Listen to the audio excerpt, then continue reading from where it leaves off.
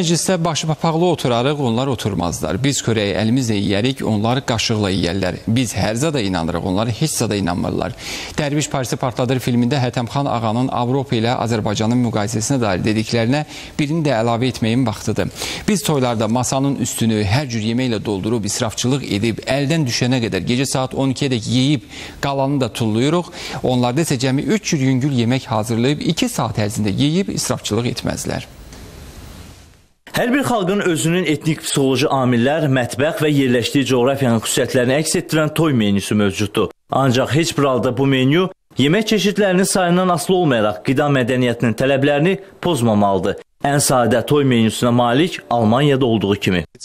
İlk olaraq toy şorbası verilir. Bundan sonra isti yeməklər. İsti yeməklər maksimum 3 növdə olur və regionlarımızdan asılı olaraq dəyişə bilər. Sonda toy tortu, dondurma və digər şirniyyatlar verilir. Burada 80 nəfərlik sabah toy nəzərdə tutulur. Hochzeitsuppe deyilən toy şorbası təbii ki burada verilir. Ondan sonra 3 saatda isti yemək olacaq və həmin yeməklər təxminən 2 saat ərzində qonaqlara təqdim olunur və bundan sonra yemək yığışdırılır.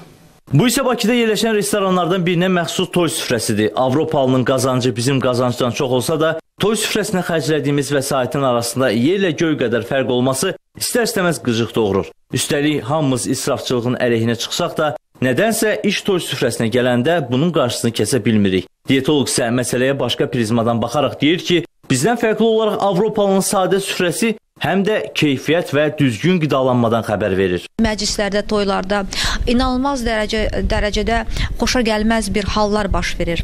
Yəni, qidaların qarışığı, meyvə qarışır, yağlı ətə, ət qarışır, məsələn, hansısa bir şirniyyatda, dondurma falan və bunlar qarışıq bir şəkildə təqdim olunur. Avropa ölkələrində, amma hətta onların məclislərində, toylarında da, ad günlərində də onlar da fərqlidir. Və mən deyərdim ki, buna görə insanları maarifləndirmək lazımdır. Terapevt, diyetoloq deyir ki, toylarda təqdim olunan qarışıq qidaların qəbulu zamanı həzm traktı birdən-birə çox kütlədə qidanı həzm edə bilmir. Ona görə də müayinə zamanı insanların böyük əksəriyyətində qaraciyərdə pi infiltrasiyası, öd kisəsində daş, durğunluq, mədaltı vəzdə iltihabi proses, bağırsaqda pozğunluq müəyyən olunur. Hətta mən deyərdim ki, başqa xəstəliklərdə yol aça bilər. Qaraciyərin funksiyasına mənfi təsir göstərə bilər.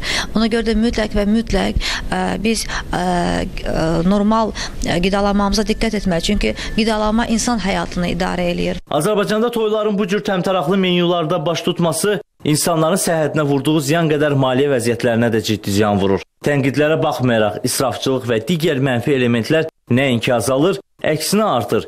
Get-gedə ənənəviləşən bu cür standart israfçı toylar nəticədə həm maddi, həm mənəvi, həm də tibbi baxımdan insanlara sıxıntı yaşadır. Aris Tarverdiyev, Vüqar Məmmədov, Şahin Abbasov, ATV Xəbər.